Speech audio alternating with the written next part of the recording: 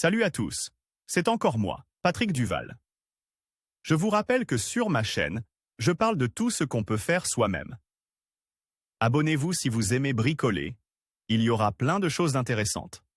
Et maintenant, passons directement au sujet de cette vidéo. La conception de certains arracheurs de roulement est très peu fiable. Lors de leur utilisation, ils glissent souvent, ce qui entraîne des blessures aux mains.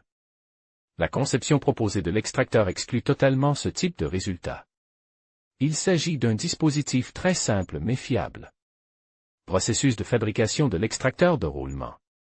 La base de l'extracteur est constituée d'un morceau de tuyau de 10 à 15 cm de long.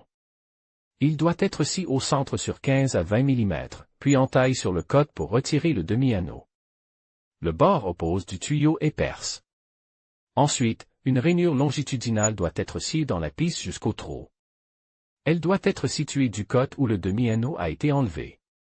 Dans la tôle d'acier, à l'aide d'une couronne, il faut scier 2 bouchons pour le tube.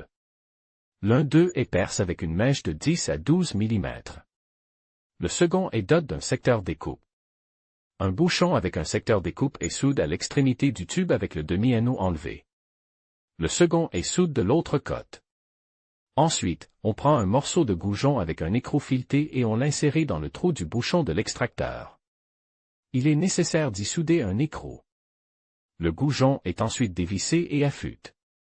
Un chanfrein est enlevé du côté opposé de l'extrémité du goujon.